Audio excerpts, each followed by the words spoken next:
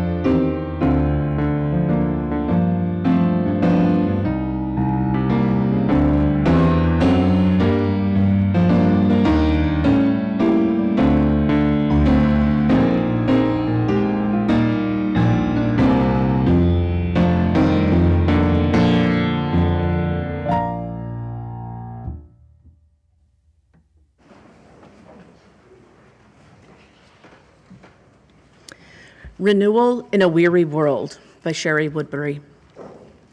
Welcome all who seek renewal in a weary world. Welcome all who come with love and energy to share. Welcome to those who worry for the future. Welcome each one who is grateful today. In community, we share our strength with one another, and we keep the flame of love burning bright. Know that in this place, responsibility is shared. Here, tradition holds us. Ancestors shine a light from the past. Here, the young lift their bright faces and beckon us onward. Take my hand, and we can go together. Good morning. My name's Meg Harrelson. I'm today's service leader. My pronouns are she and her. Today is the last service in our summer series, The Faith We Sing, where we've been going over a different hymn every week. For that reason, I snuck in an extra congregational hymn, and all the hymns we sing today, in fact, all the songs we hear today, including the piano pieces Grace is doing, were composed by Unitarians or UUs. Now it's time to light the flaming chalice, symbol of our free faith.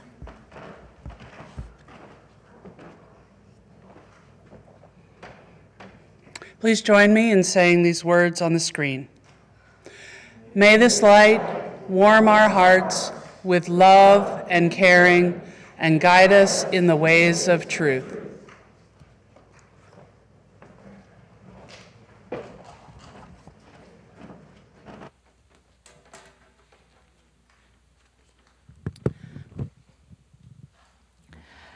Now, I don't know that it happened this way, but I do know that it's true.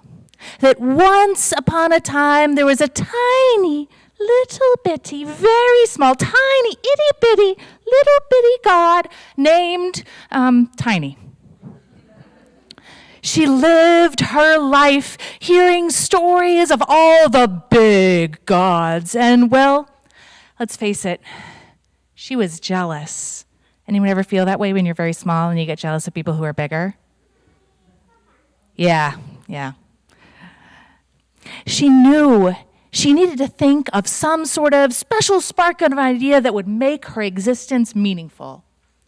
After watching humans for a long time, she hit upon something that just might work. Something to make people think, yeah, that Tiny has really got a good idea going. This was it. This was going to make her famous. Ready? Here it is. You are not alone. She took the form of a very light breeze and a voice so quiet each person heard it only in their own mind. She said, "You are not alone. You are not alone." And now the way Becky Brooks wrote this story, she didn't specify, but since we're heading into Halloween season, I want to be very clear that she said this in a loving, gentle way that did not freak anyone out. She was very careful about this. And people loved it. It was perfect because who doesn't want to hear that, right? In a non-creepy way. And pretty soon, Tiny was comforting people all over with, "You are not alone." Every evening, she took the form of a breeze and whispered it in people's minds. Until one day, she encountered someone who wasn't comforted or freaked out at all. When Miriam heard Tiny's words in her minds, and instead of feeling comforted, she felt agitated. Something was just kind of off about it, again, in a non-creepy way. She kept saying to herself over and over again, "You are not alone. You are not alone." She tossed and turned. She couldn't sleep. In the morning, she went to read the paper. And instead of just skimming everything, she found herself drinking in every single story. She was only halfway through when she found herself crying.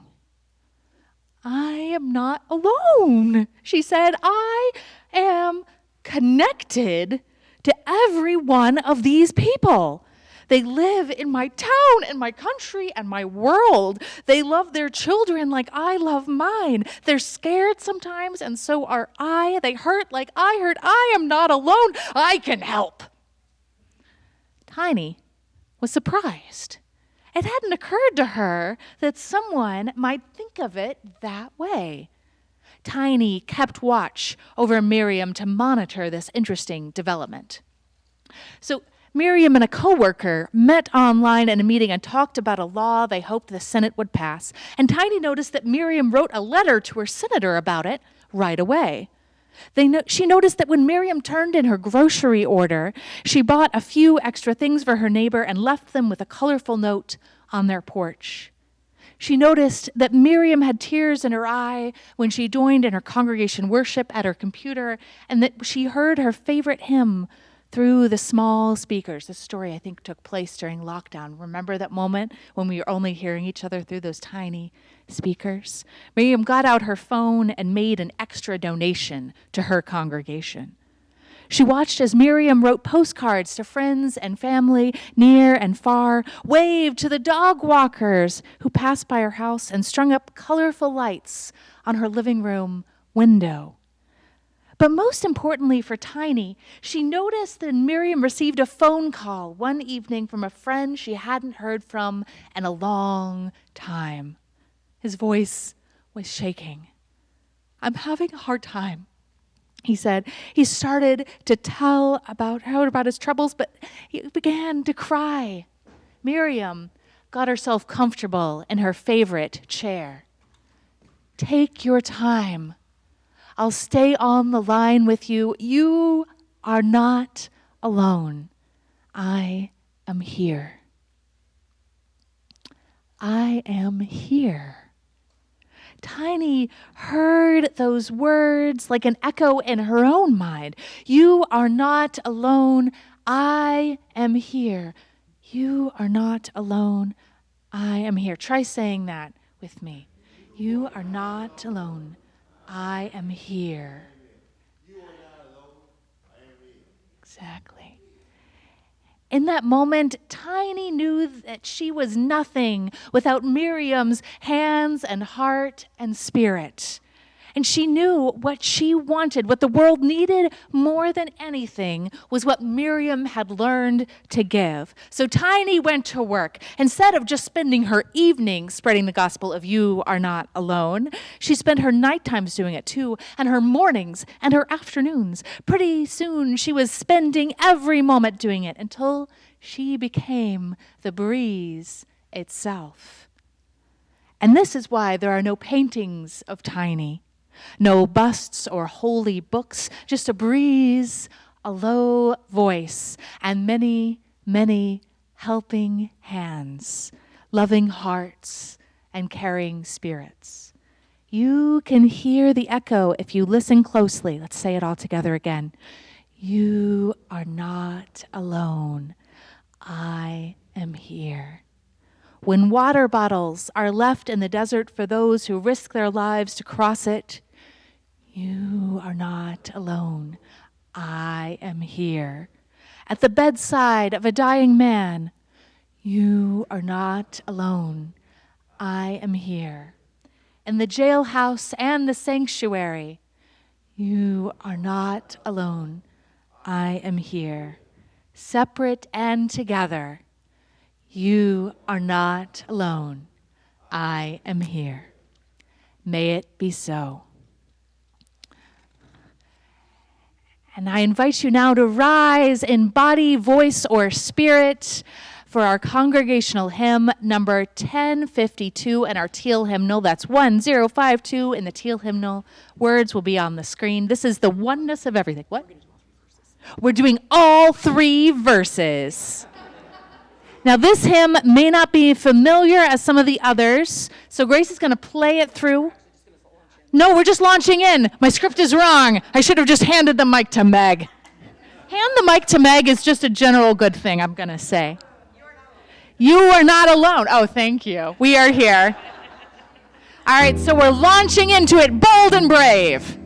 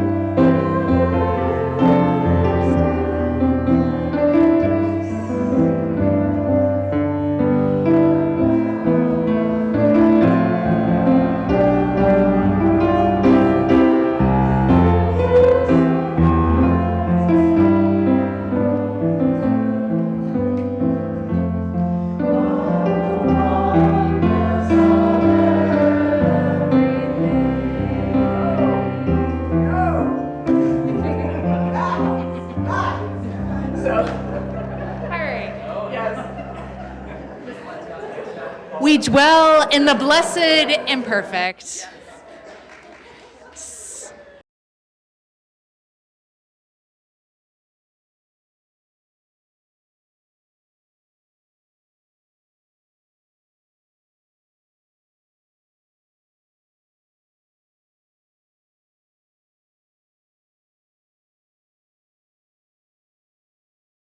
May all who have shared sorrows know themselves to be held in the love and care of all gathered here. And may all who have shared joys feel their joy grow in all our hearts. And may those who hold joys or sorrows silently in their hearts remember that our ordained ministers and the lay ministry committee are here to offer one-on-one support. I now invite you into a time of shared prayer with these words from the Reverend Kristen Green. Spirit of love and truth, help us to feel you breathing in our breathing in and breathing out. Quiet our minds, even if only for a moment. Still our bodies, even if only for a moment. Soothe our souls in this holy moment. When uncertainty pervades, give us rest from worry. When fear rises, give us peace. When pain surfaces, give us a balm. Some of our spirits are so weary. Some of our bodies feel fried. Some of our minds feel frantic and uneasy. How long will this last, we ask in desperation? Spirit of life-giving love, remind us of the cycles of life so that we might turn toward the dawn, turn toward the thaw, and turn toward the rebirth of spring with new hope. Make that hope alive in us, O Holy One. Ignite that hope so it burns brighter than our fears, and may that bright hope shine for others to witness, that our faith might be a beacon and our love a lamp to light the way.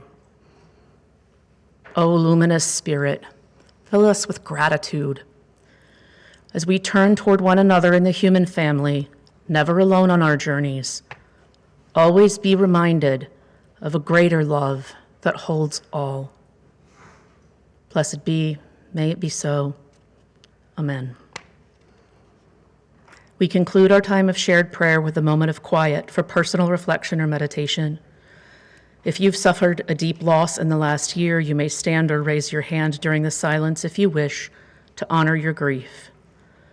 Now, as we hold the quiet together, may the silence hold us, each and all.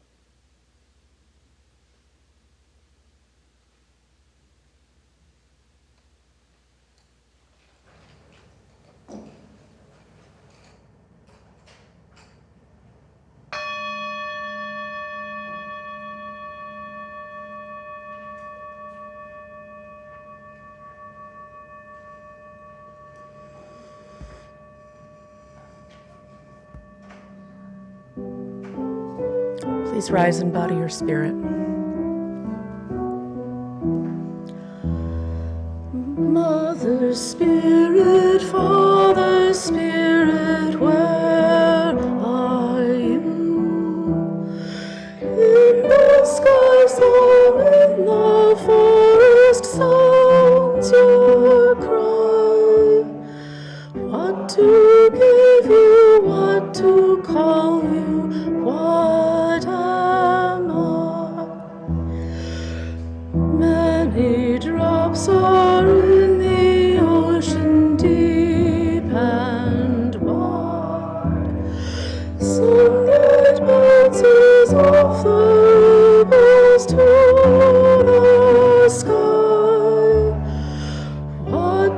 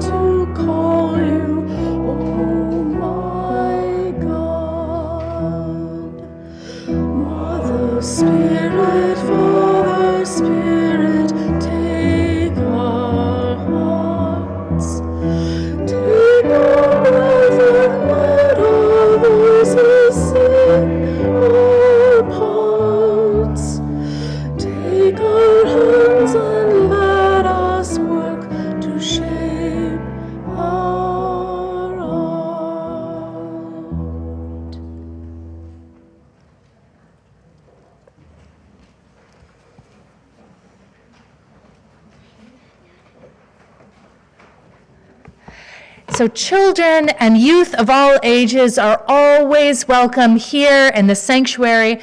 And next Sunday, actually the next 3 Sundays are all going to be all ages, all together in the sanctuary service. But today is our last day of summer RE, and children are invited to join us for worship breakout groups. So this morning, we're heading over to the fellowship house right outside there for one last session of Making the Olympics. Today, we are crowning ourselves champions. So if you are a kid and like to join the fun, please follow us as the congregation sings us on our way.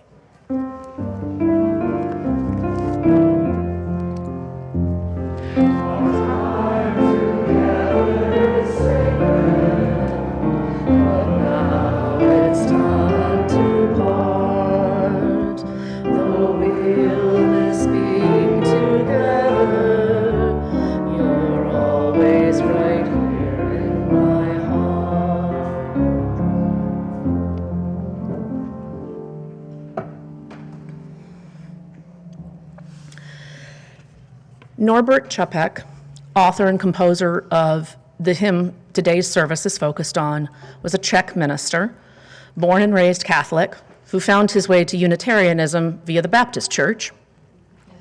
He composed the hymn we just sang, Mother Spirit, Father Spirit. I'm an atheist. I'm sure I'm not the only one in the room. And this song does use the G word, but it also refers to a spirit that could be father or mother, which is pretty radical for a European man writing before 1950. And the song does ask what to call you. Today, we might rather talk about a parent spirit to get past the gender binary. But this is a hymn of our faith's history, rooted in a time and place. I can accept that. I don't feel the need to correct it. So when I sing this hymn, I sing to the sacred energy of the universe, the deep connection between lives, to the ineffable, to hope, to love. I've loved this hymn since the first time I sang it. The haunting melody has a sense of unease to me. It doesn't want to rest. It's not about being settled or sure. The words are contemplative. They're about looking for one's place, about awe in the presence of the sacred. They invoke the sky, the forest, the ocean, vast expanses in which a single person is very small. They evoke confusion and fear. How can I understand this universe? How can one tiny person be anything in the middle of vast and immeasurable time and space, as our earlier hymn described it? The song talks about hearing the Spirit's cry, the call of the divine, and asks what a person could possibly offer to something so great. Čapek died in Dachau during the Second World War. After his rise to power, Adolf Hitler quickly reneged on his public promise not to interfere with Christian churches. Jehovah's Witnesses and Catholics were sent to concentration camps.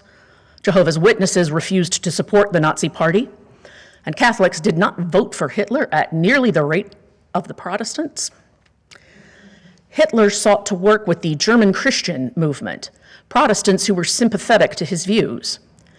He appointed a loyal friend, an early member of the Nazi Party, as the bishop of the Reichskirche, sorry, not pronouncing that very well, the Reichskirche, the Church of the Reich, which unified Nazi National Socialism with Christianity.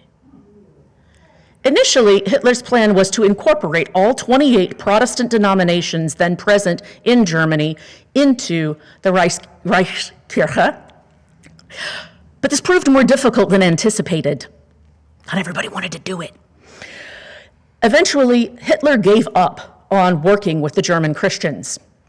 In 1937, his Minister of Church Affairs equated National Socialism with positive Christianity and declared that Hitler was the herald of a new revelation. No one needed any faith in anyone or anything but him. The Nazis closely monitored members of the clergy and imprisoned many in the camps for weak or vague reasons. In 1940, the German government transferred all imprisoned members of the clergy to Dachau. By the end of the war, the Nazis had imprisoned a total of 2,718 Christian clergy at Dachau, most of them Catholic. They treated these prisoners a bit better than the others, provided they were German, which may account for more than half of them surviving. Čapek was not one of them. Čapek was born in 1870 in Bohemia. He quit Catholicism at the age of 18 and became a minister in the Baptist Church. Influenced by the U.S. social gospel movement, the Moravian Church, and radical Christian movements from Czech history, his faith grew more liberal over the years. He fled Europe for the U.S. at the start of the First World War. In 1919, he left the Baptist Church after 2 attempts by other Baptist ministers to expel him.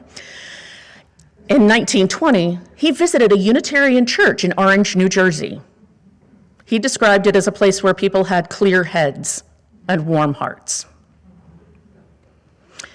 In 1910, before the war, Čapek had contacted the American Unitarian Association, AUA, seeking support for liberal religion in his homeland. In May of 1921, he finally got that support. When he returned to Prague the next month, he and his wife, Maya, established the Liberal Religious Fellowship, the first Unitarian church in what was then Czechoslovakia. Čapek created and celebrated the first flower communion in 1923. With the AUA's help, he and Maya bought a palace that they renovated and called Unitaria, which now houses a theater, the Bohemian Garnet Museum, and the International Unitarian Church of Prague. In 1939, Germany invaded Czechoslovakia. The AUA invited Čapek to return to the US, but he decided to remain in Prague. He was arrested by the Gestapo in 1941 for listening to foreign radio broadcasts. I see echoes of that time around us today. Right-wing movements are gaining support all over the world, including here in the US. Claiming to represent the majority, conservative politicians are working overtime to consolidate and keep power. And they have their religious allies too. There are efforts to ensconce Christianity, a certain version of it, in public schools, equating faith and politics, declaring some politicians are divinely protected.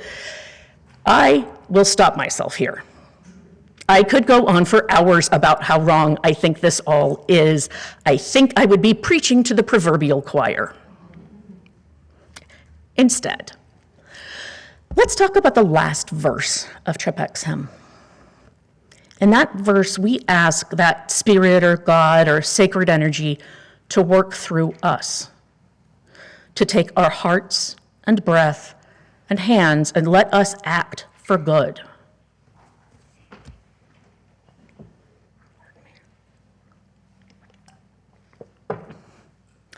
We are so small. But remember Tiny? Remember Miriam? We're small, but we are not alone. Here, right now, we're making connections with one another just by showing up today, in person or on Zoom. You've told the rest of us that we are not alone. You are here. The world is vast, and our problems are not small, but you are not alone. I am here. Later, Carol will say that we are one small part of the global UU faith movement. We're not alone. That movement is here. And as religious liberals, we are not alone. Countless others of countless creeds are here.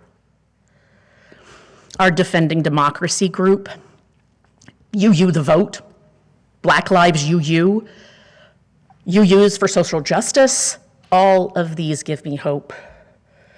Caring people in other churches, synagogues, temples, give me hope. The Poor People's Campaign, a multi-faith movement against poverty, gives me hope. So Mother Spirit, Father Spirit, when we look at the world today and we feel scared, take our hearts. Mother Spirit, Father Spirit, when we hear the hate and venom that gets tossed around in the name of faith, take our breath and let our voices sing our part. And Mother Spirit, Father Spirit, when we see others struggling and suffering, when we see injustice, take our hands and let us work to shape our art. May it be so.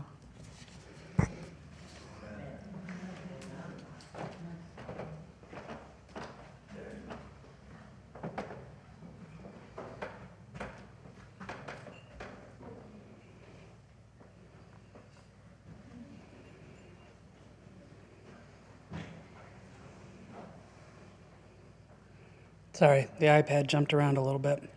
It wasn't my hand or anything. Didn't do it.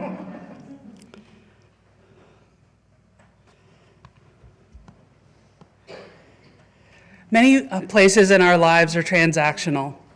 We pay for a good or service, but while this congregation needs money to serve our mission and vision, we don't charge fees for the worship and learning, friendship and service that changes lives here. Instead, our congregation is possible because of gifts freely given. While a small portion of our income comes from renting out our buildings, the majority of our budget is possible because of the financial gifts from you, the congregation. People who call this church their own make a financial pledge each year. And we are all invited to practice generosity every Sunday during the offering. And carrying forward the practice of generosity beyond our walls, the first Sunday of each month, we give our offering to Action in Montgomery, a broad-based community advocacy organization working for equity and justice at the county and state levels. However you choose to make your gift, I hope you will join me in giving generously to support UUCSS. Now join me in dedicating all of our gifts to the mission of this congregation: to create joyful spiritual community where we connect deeply, serve, and mobilize for our collective liberation. We will now gratefully give and receive the offering.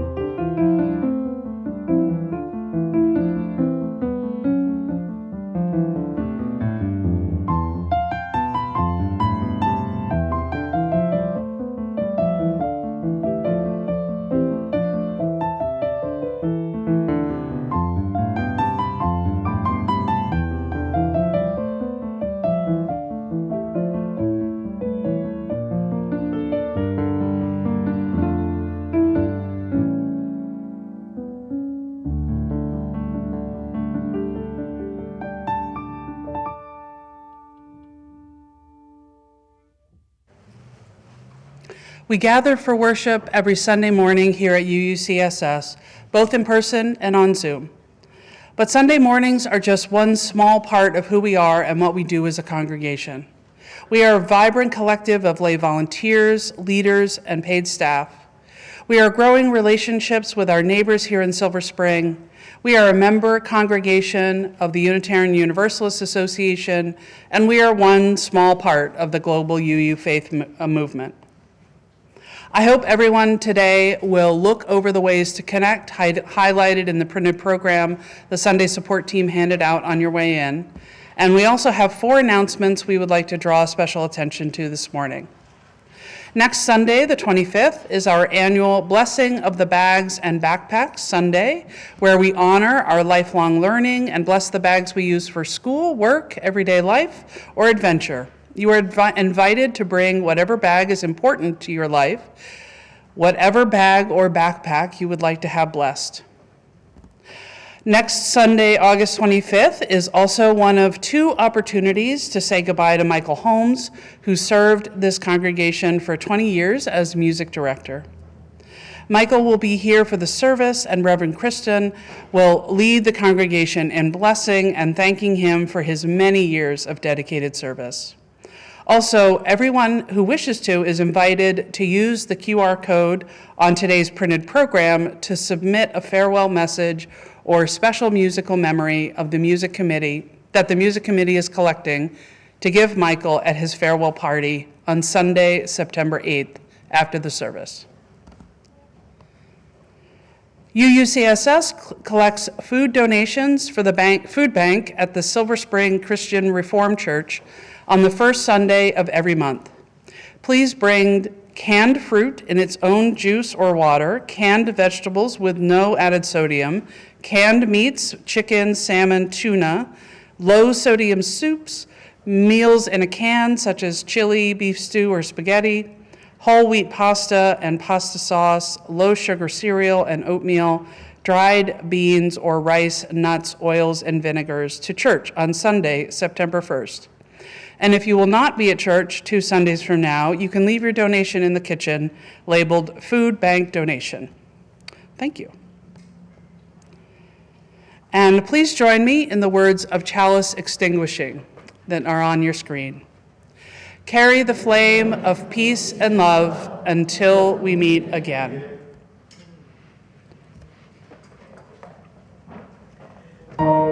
Please rise and body your spirit for our closing hymn.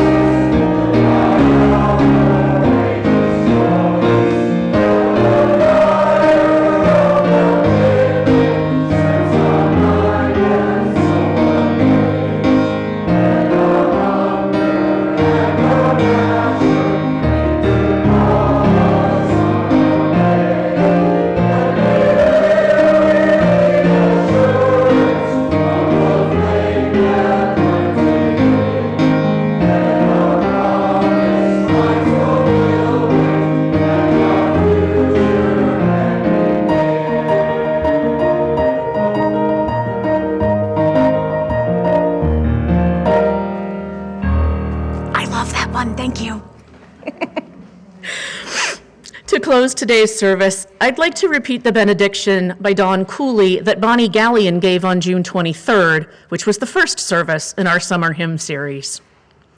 Let us go out into the world singing.